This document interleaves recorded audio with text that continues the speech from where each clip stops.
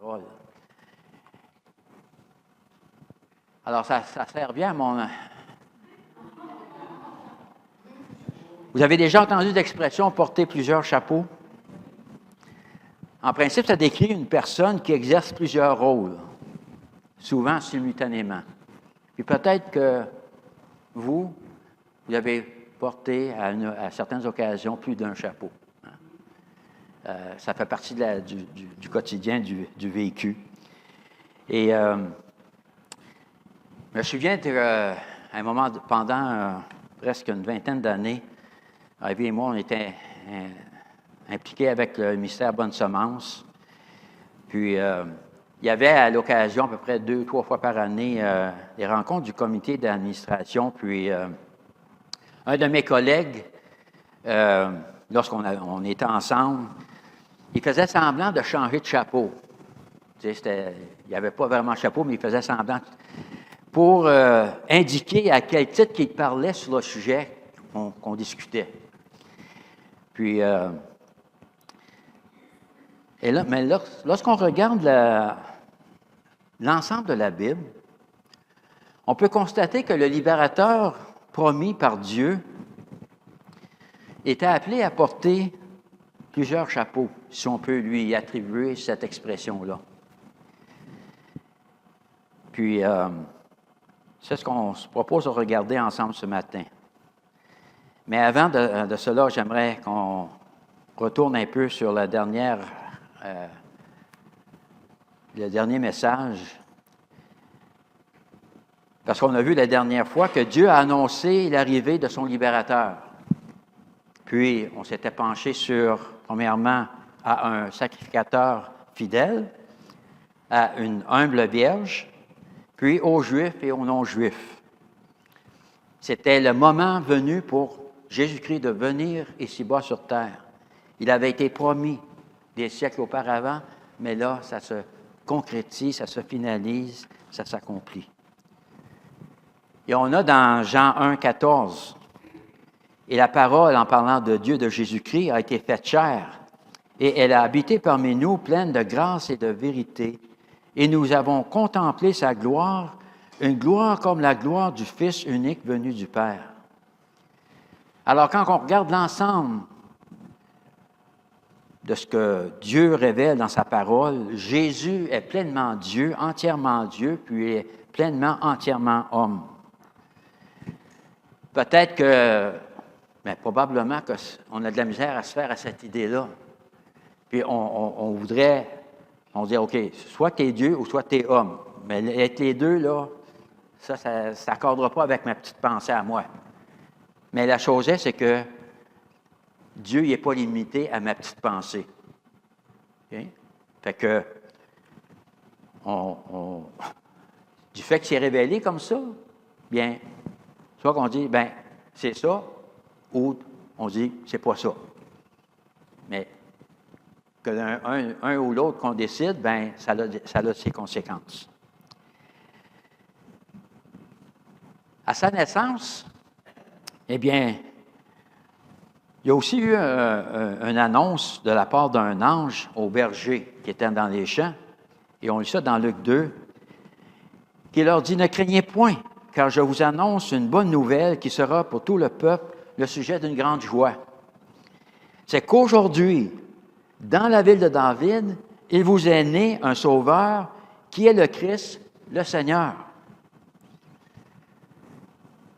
Alors, ils identifient ce nouveau-né comme étant un sauveur qui est le Christ, le Seigneur. Christ vient du mot grec Christos, qui est la traduction du mot hébreu Mashiach, qui signifie loin. Puis qui nous donne en français le mot Messie, ou le titre Messie. On voit dans l'Ancien Testament qu'il y avait 3 fonctions qui étaient confirmées par l'onction d'huile, soit celle du prophète, du sacrificateur et du roi. Alors, bien avant sa venue, les chapeaux, dans un sens, entre guillemets, que porterait le libérateur promis, Il avait été identifié. Dieu savait que seul Jésus, son Fils, pouvait adéquatement, parfaitement, exercer les responsabilités de prophète, de sacrificateur, de roi.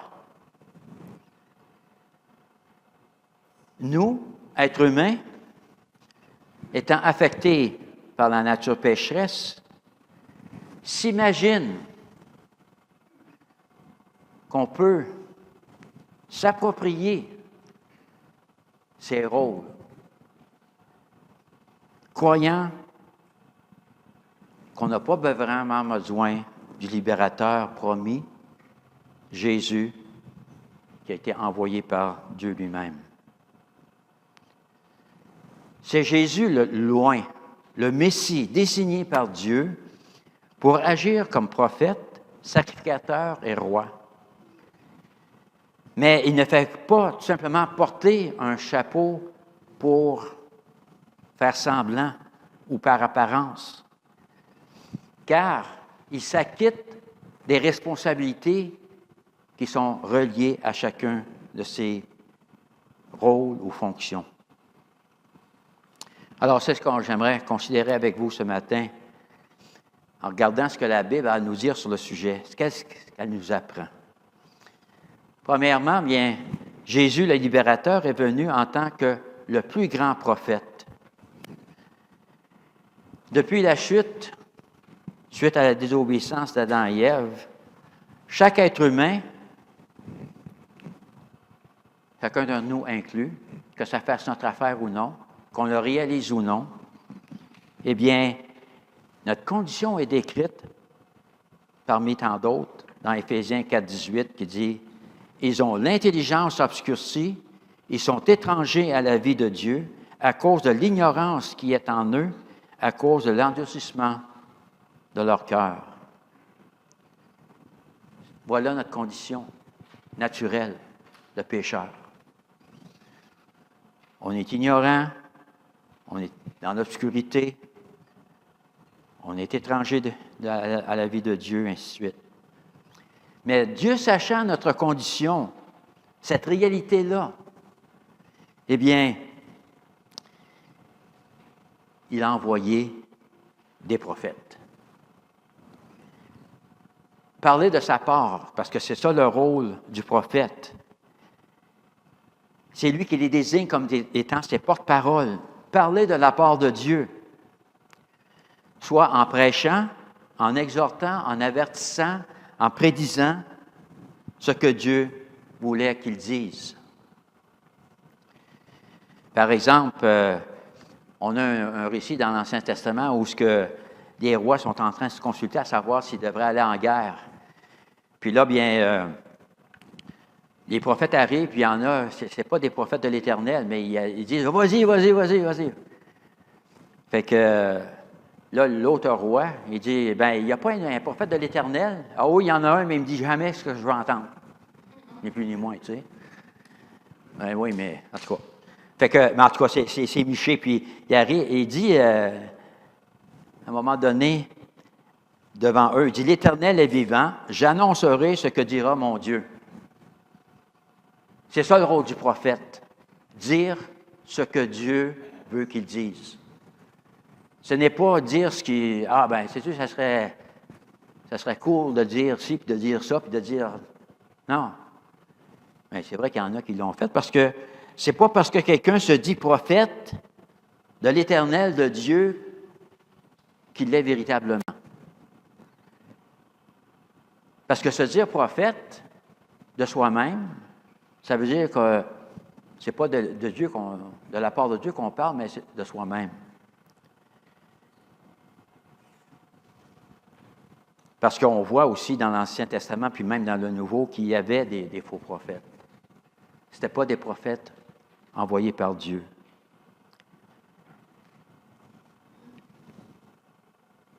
Moïse, du point de vue des Juifs, c'était le plus grand prophète. Parce que c'est lui que Dieu avait utilisé pour les sortir à l'origine de l'Égypte. Puis aussi, il avait donné la loi, et ainsi de suite. Mais on voit que Moïse lui-même, environ 1400 ans avant Jésus-Christ, il dit de la part de Dieu, il dit au peuple ce que Dieu lui avait déjà dit, on trouve ça dans Deutéronome 18. Il dit, je leur susciterai du milieu de leurs frères un prophète comme toi. Je mettrai mes paroles dans sa bouche et il leur dira tout ce que je lui commanderai. Et si quelqu'un ne l'écoute pas, il n'écoute pas mes paroles, qu'il dira en mon nom, c'est moi qui lui en demanderai compte. Alors, Dieu, par l'entremise de Moïse, est en train de dire, prophétiser qu'il va y avoir à un moment donné un prophète qui va venir, qui va être semblable à Moïse. Et les détails qu'on retire de au sujet de ce prophète, c'est qu'il serait suscité par Dieu lui-même. Il ne viendrait pas de son propre chef, de sa propre initiative, mais suscité par Dieu. Il serait du peuple d'Israël, c'est-à-dire un juif. Puis il dirait les paroles que Dieu lui avait donné de dire. Alors, ce n'était pas mais tous les prophètes de Dieu ne faisaient pas juste inventer un message, dire, ben là, je pense qu'on pourrait dire ça. C'était ce que Dieu avait dit. Puis, remarquez que ceux qui ne l'écouteraient pas rendraient compte à Dieu. Pierre, lors d'un message qu'il adresse au peuple d'Israël, dans les Actes, va citer Moïse, quasiment intégralement, dans Actes 3, 22. Il dit, « Le Seigneur, votre Dieu, vous suscitera d'entre vos frères un prophète comme moi. Vous l'écouterez dans tout ce qu'il vous dira, et quiconque n'écoutera pas ce prophète sera exterminé du milieu du peuple. » Vous avez remarqué la petite différence, là? Ceux qui n'écoutent pas, ils vont rendre compte à Dieu, mais ici, il va dire, c'est fini. En tout cas. Alors, selon Pierre, ce prophète que Moïse avait comme annoncé et prédit, Pierre reconnaît ou désigne que c'est Jésus. C'est ce prophète-là. Puis le peuple, il encourage le peuple d'écouter, sinon il y aura de sérieuses conséquences. Et Jésus, durant son ministère, avait dit à un moment donné, on lit ça dans Jean 8, 28, « Quand vous aurez élevé le Fils de l'homme, alors vous connaîtrez ce que je suis, et que je ne fais rien de moi-même, mais que je parle selon ce que le Père m'a enseigné. » En voulant dire, quand je parle de ce que c'est que mon Père me demande de parler ou de dire, d'enseigner.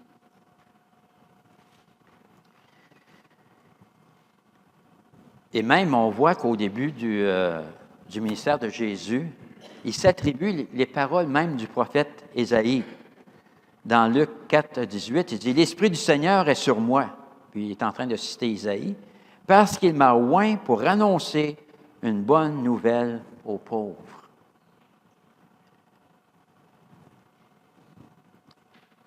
Il est vrai que Dieu avait parlé par l'entremise des prophètes.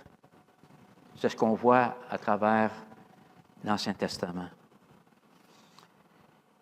Et c'était la manière de Dieu d'essayer de ramener son peuple qui s'égarait, qui s'entêtait à adorer de faux dieux. Et les prophètes étaient là pour, dans un sens, on pourrait les ramener à l'ordre, qui se repentent, qui reviennent à l'Éternel Dieu. Oui, Dieu avait envoyé des prophètes, mais on lit dans Hébreux 1, 2, Dieu, dans ces derniers temps, nous a parlé par le Fils, son propre Fils. Puis on voit que Jean déclare au début de son évangile, dans Jean 1, 1, « Au commencement était la parole. » Et quand on regarde le contexte, bien, la parole, c'est C'est Jésus, le Fils de Dieu.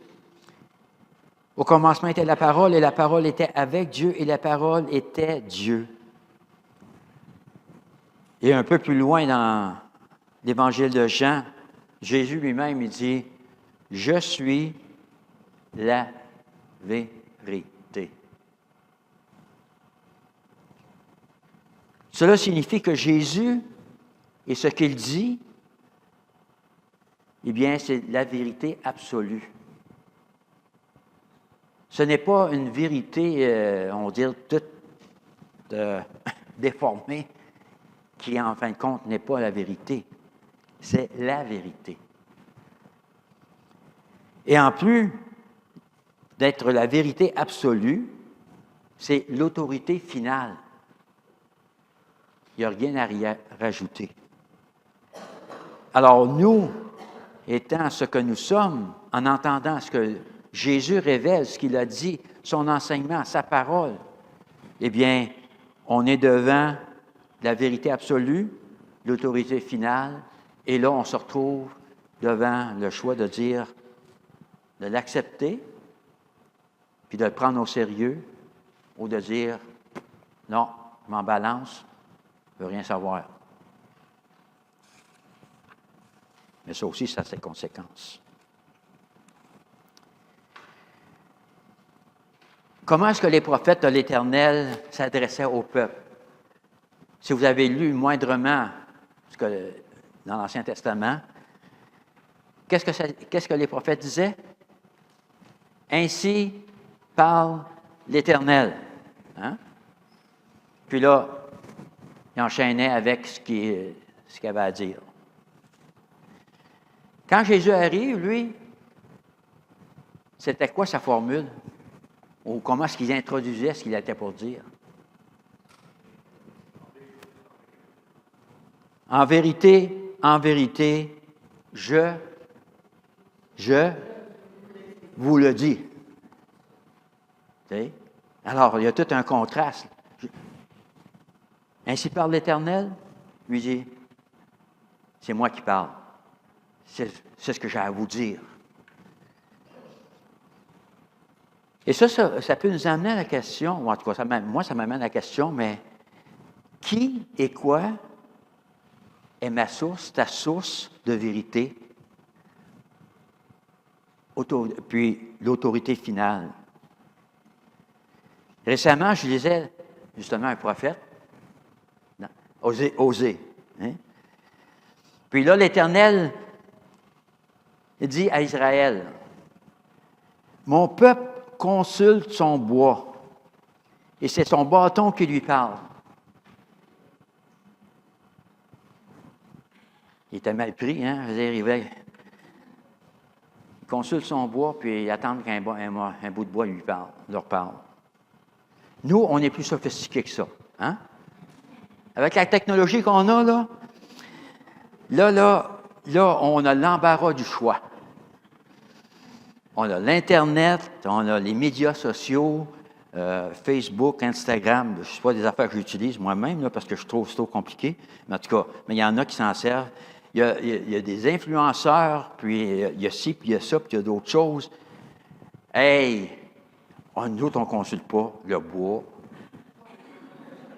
Non. Pas du tout. Non. Voyons. C'est pour ceux qui en manquent un petit bout.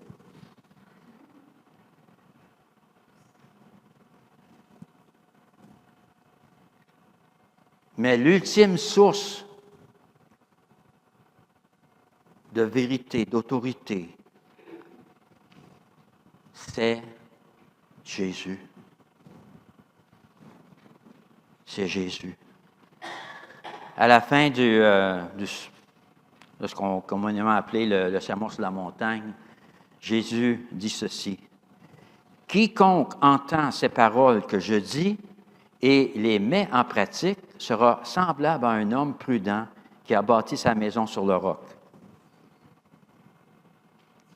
Mais quiconque entend ces paroles que je dis et ne les met pas en pratique sera semblable à un homme insensé qui a bâti sa maison sur le sable. » Puis si vous êtes moindrement familier avec ce que Jésus essaie de communiquer, c'est sur quelle base est-ce qu'on bâtit notre vie? Et si on veut bâtir sur quelque chose de solide, c'est l'exemple du premier qui entend les paroles que Jésus a dites et qui les met en pratique.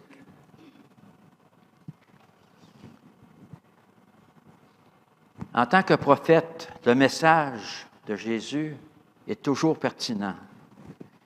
Pour certains, il peut paraître démodé, puis qui devrait être mis à jour. Mais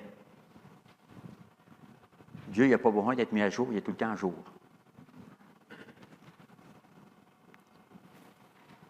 Et quand il vient le temps de s'arrêter puis à considérer ce qu'il a révélé dans sa parole, est-ce que nous écoutons ce que Jésus cherche à nous communiquer, ce que Dieu cherche à nous communiquer? Si Dieu s'est révélé, c'est parce qu'il veut nous faire part de ce qui est important, ce qui est pertinent. Il veut qu'on l'écoute. Il veut qu'on le prenne au sérieux. Il veut qu'on saisisse, qu'on comprenne et qu'on mette en pratique. Vous vous souvenez qu'il y avait, dans les passages qu'on a vus dans Deutéronome, puis aussi que Pierre a utilisé, il y avait un avertissement concernant ce prophète à venir si on ne l'écoutait pas. Je reviens avec le verset 19 de Deutéronome 18. « Et si quelqu'un n'écoute pas mes paroles qu'il dira en mon nom, c'est moi qui lui en demanderai compte. »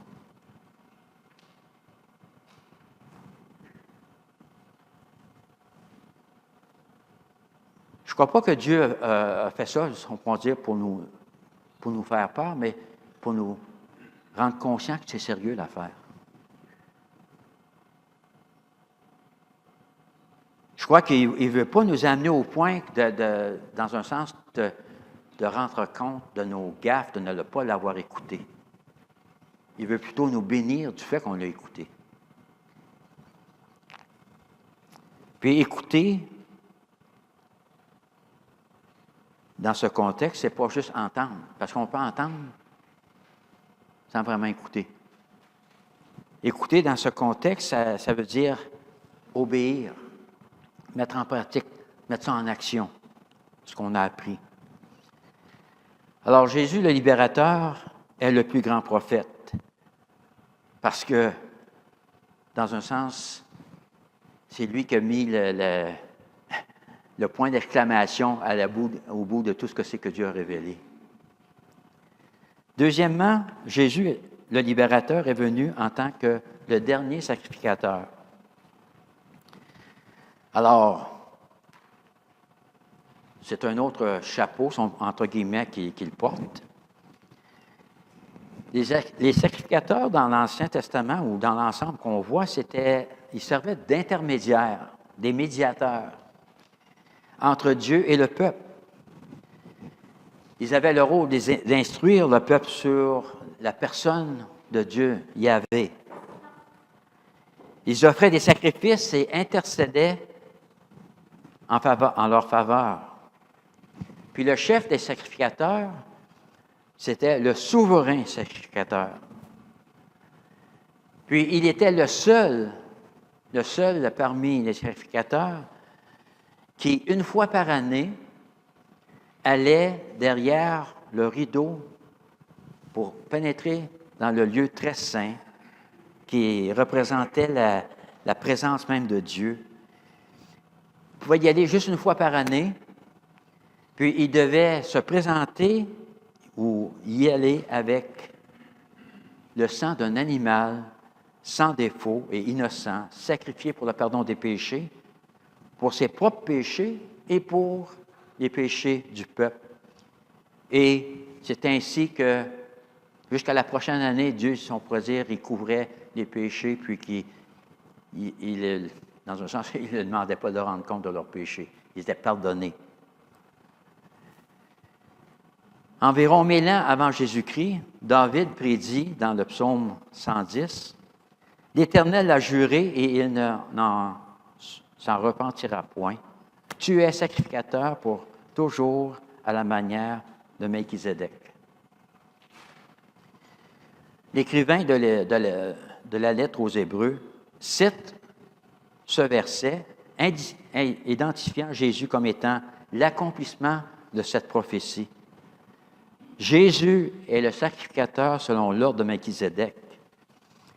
Et on lit ce qui s'ensuit dans Hébreux 7, 22 et quelques autres versets. Jésus est par cela même le garant d'une alliance plus excellente, parce qu'il demeure éternellement, possède un sacerdoce qui n'est pas transmissible. C'est aussi pour cela qu'il peut sauver parfaitement ceux qui s'approchent de Dieu par lui, étant toujours vivant pour intercéder en leur faveur. Il nous convenait, en effet, d'avoir un souverain sacrificateur comme lui, saint, innocent, sans tache, séparé des pécheurs et plus élevé que les cieux, qui n'a pas besoin, comme les souverains sacrificateurs, d'offrir chaque jour des sacrifices, d'abord pour ses propres péchés, ensuite pour ceux du peuple, car celui qui l'a fait une fois pour... Excusez-moi, car ceci, il l'a fait une fois pour toutes, en s'offrant lui-même. Alors Jésus, le souverain sacrificateur, est unique et sans pareil.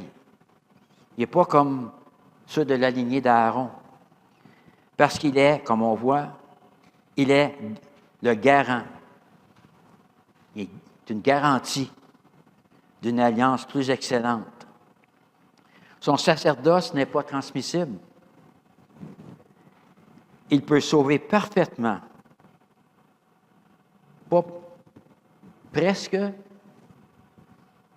mais parfaitement, et intercéder toujours. Étant sans péché, il s'est offert pour le pardon des péchés. Il s'est offert lui-même. Encore là, c'est difficile parce que là, dans l'Ancien Testament, le souverain sacrificateur ou les sacrificateurs offraient des animaux. Ils ne s'offraient pas eux-mêmes. Mais là, dans ce cas-ci, Jésus, il est le souverain sacrificateur, puis il s'offre lui-même. Ça dépasse la compréhension. Mais la chose est, c'est que, en tant que souverain sacrificateur, il était sans péché, et ça prenait une victime sans défaut, innocente, et c'était lui-même. Si vous avez de la misère à comprendre, moi aussi. Mais c'est ça qui révèle. Parce qu'il n'y avait pas d'autre moyen pour nous secourir. S'il ne l'avait pas fait, où est-ce qu'on serait? Alors Jésus est le dernier souverain sacrificateur. Et il n'y en aura plus jamais d'autre. Puis en plus, il n'y aurait pas d'autres sacrifices pour le pardon des péchés. Paul écrit dans sa lettre à Timothée, « Car il y a un seul Dieu et aussi un seul médiateur entre Dieu et les hommes, Jésus-Christ homme, qui s'est donné lui-même en rançon pour tous. » Paul est très clair. Parce qu'il dit que Jésus, il n'est pas juste un des médiateurs, parmi tant d'autres. Il est le seul et unique. Et dans un sens, ceux qui s'approchent de Dieu par Jésus sont acceptés par Dieu. Il les accueille à cause de leur foi en Jésus, son Fils, et son sacrifice à la croix pour le pardon des péchés. Dieu a amplement pourvu dans sa grâce abondante, infinie. C'est lui qui déclare le pécheur coupable. Mais encore là, il y a une tournure d'événements parce que il est aussi celui qui intervient comme médiateur pour nous ramener à lui. Dans 2 Corinthiens 5, 19, ça dit « Car Dieu était en Christ, réconciliant le monde avec lui-même. » Christ est tout ce qu'il faut pour quiconque croit en lui, pour être réconcilié avec Dieu et de s'approcher de lui sans crainte. Ainsi, il y a une invitation offerte aux croyants, dont l'une on voit dans Hébreux 4, 16. « Approchons-nous donc avec assurance du trône de la grâce, afin d'obtenir miséricorde et de trouver grâce pour être secourus dans nos besoins. » Jésus a été catégorique dans Jean 14, 6. Il dit « Nul, nul, nul. »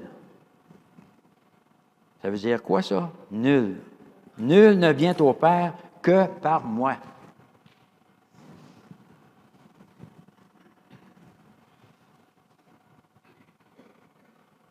Et là, ça m'amène à me questionner, ou en tout cas à se poser la question, par quels moyens pensons-nous pouvoir nous approcher de Dieu? Est-ce que ça va être par nos rites religieux? Les dirigeants d'Église? Marie? Les saints? Les anges? Par qui? Par quels moyens? Est-ce qu'on croit pouvoir s'approcher de Dieu? D'obtenir sa faveur, d'obtenir le pardon, que cette relation brisée avec lui puisse être restaurée. Eh bien, de la manière que Jésus a parlé, eh bien, si ce n'est pas par Jésus-Christ, on se prive soi-même de cette relation unique et spéciale avec Dieu le Père, maintenant et pour l'éternité. C'est que Dieu nous met devant un choix qu'on est appelé à prendre personnellement. Personne d'autre ne peut prendre à votre place, même si des fois on aimerait, hey, Seigneur, moi j'aimerais tellement que tel et tel puisse être en règle avec toi, qu'il soit sauvé, qu'il soit pardonné de ses péchés. Fais une exception, puis permets-moi de prendre la décision à leur place. Hein? Mais c'est pas de même que ça marche. C'est pas de même que Dieu a conçu les choses. C'est que ça doit être une décision, un choix qu'on prend personnellement.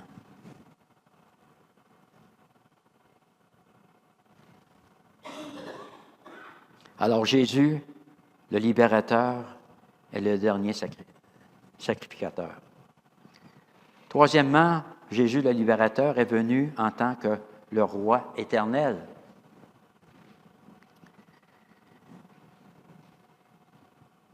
Alors, la Bible révèle que le libérateur porte plus d'un chapeau.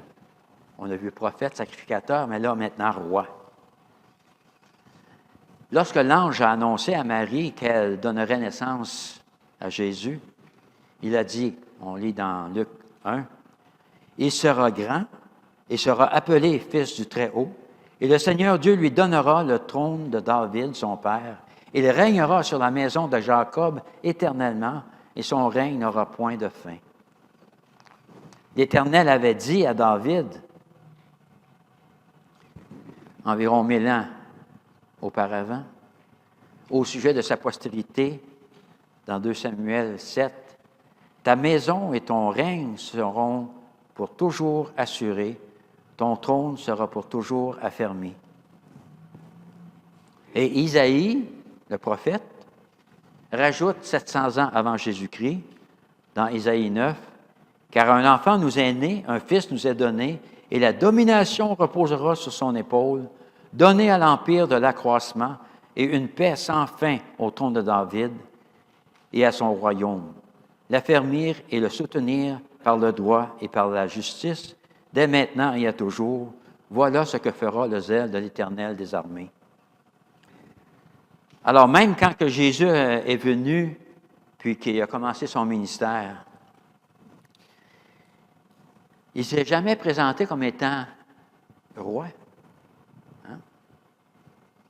Il n'a pas dit, là, vous savez quoi faire, là? Je suis roi. Non. Il ne l'a pas laissé paraître, il ne s'est pas introduit comme ça, mais foncièrement, il l'était. Il l'était.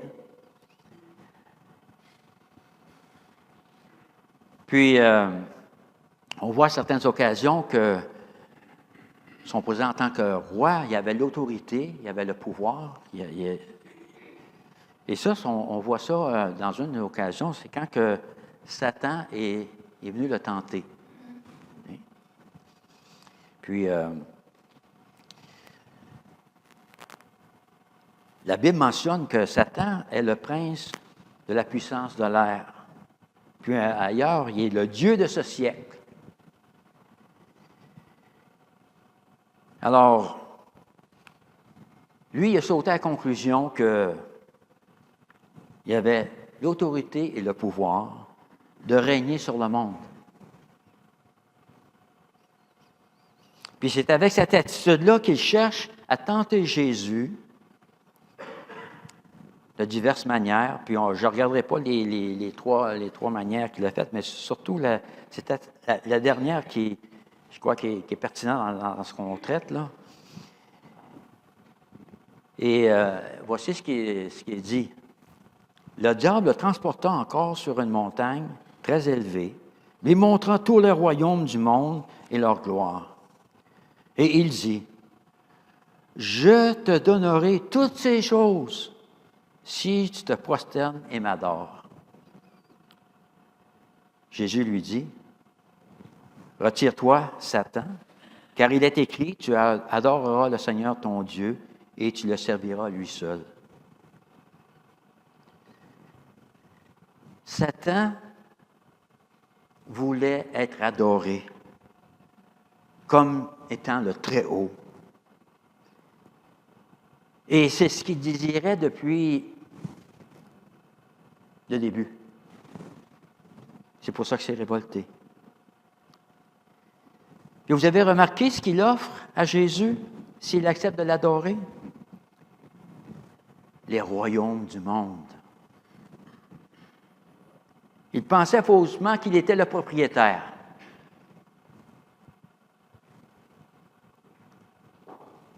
Mais c'est Dieu, le Créateur Tout-Puissant, qui est et qui sera toujours le seul et unique propriétaire, le véritable souverain de sa création. Et même Satan est appelé à se soumettre au règne de Dieu. Alors, c'est pour ça que Jésus a répliqué, « Retire-toi, Satan, car il est écrit, tu adoreras le Seigneur ton Dieu ton Dieu, et tu le serviras lui seul. » Jésus est Dieu, le Dieu saint. Aucune tentation ne l'attire et ni dans le pouvoir de l'inciter à pécher. Jésus pouvait ainsi qu'il est seul digne d'être notre libérateur. Satan et les démons savaient qui était Jésus. Quand on lit à certains endroits dans les évangiles, on voit ce tiraillement ou ce conflit. Ils savaient. Israël aurait dû le savoir aussi et reconnaître leur roi. De plus, dans les Écritures, Dieu avait révélé, donné des indices, plus de 300. Il lui avait même donné le nom d'Emmanuel, qui veut dire quoi? Dieu avec nous. Mais bon nombre n'ont pas reconnu Jésus comme un roi parce qu'il ne correspondait pas à leur idée préconçue. Et, d'autre part, Satan les a aveuglés à l'évidence devant eux. Mais la parole nous révèle que Jésus, le roi, s'assiera un jour sur le trône de David en tant que le roi éternel, désigné par Dieu le Père. Satan étant l'ennemi de Dieu, l'est aussi de l'humanité. Il vole, il tue, il détruit de toutes les manières possibles et imaginables. Aucune quantité de mal, de douleur, d'abus, de souffrance ne suffisent pour lui. Il n'est jamais satisfait. Le seul qui puisse nous délivrer de l'emprise de Satan n'est nul autre que le roi Jésus. Puis la délivrance est désormais à la portée de tous et chacun qui veulent lui faire confiance. Dans Colossiens 1, verset 12, Paul écrit « Rendez grâce au Père qui vous a rendu capable d'avoir part à l'héritage des saints dans la lumière. Il nous a délivrés de la puissance des ténèbres et nous a transportés dans le royaume de son Fils bien-aimé, en qui nous avons la rédemption, le pardon des péchés. »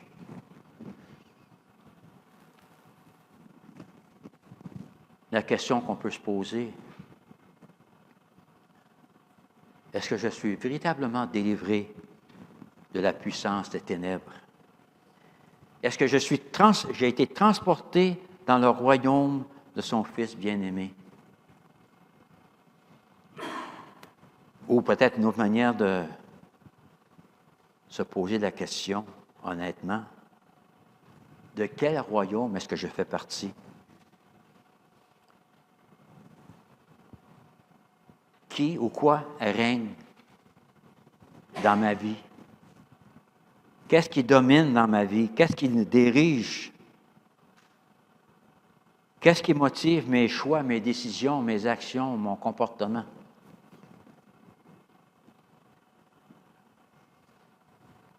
Eh bien, si on fait partie du royaume du roi Jésus, comment est-ce qu'on démontre véritablement notre soumission à son règne? Quelle sorte de sujet sommes-nous? Jésus, le libérateur, est le roi éternel.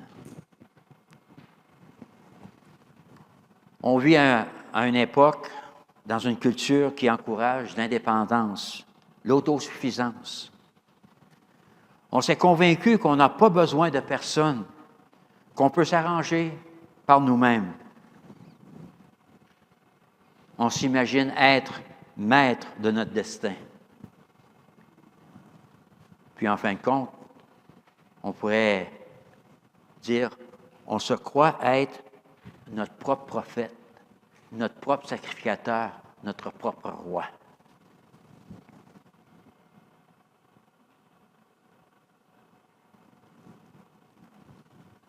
Mais c'est une déception, c'est une tromperie. Parce que la réalité, c'est qu'on ne peut pas s'auto-suffire.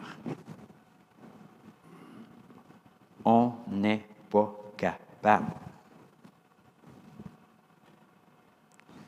Et c'est pourquoi Dieu, dans sa grâce, dans sa miséricorde, a fait la promesse à nos premiers parents d'envoyer son libérateur et qu'on voit venir quand on arrive au Nouveau Testament en la personne de Jésus. Il est arrivé en temps et lieu, selon le plan de Dieu, puis il était le seul désigné pour nous secourir. Jésus le libérateur est venu en tant que le plus grand prophète, le dernier sacrificateur, le roi éternel. Pourquoi ne pas lui laisser porter les chapeaux qu'on ne peut pas nous-mêmes porter? Pourquoi ne pas lui faire confiance quand il s'est montré digne de confiance? Et du fait qu'on a absolument besoin de lui, eh bien, il révèle, il déclare en tant que prophète, en tant que sacrificateur, en tant que roi. Dans Jean 14, « Je suis le chemin, la vérité et la vie. Nul ne vient au Père que par moi. » Mais pour bénéficier de ce que Jésus a fait, continue de faire et fera en tant que prophète, sacrificateur et roi. Il faut faire partie de son royaume. Et ce n'est possible qu'en devenant un enfant de Dieu par la foi en Jésus-Christ. Jean 1,12 met à tous ceux qui l'ont reçu, en parlant de la parole de Jésus, à ceux qui croient en son nom, il a donné le pouvoir de devenir enfants de Dieu.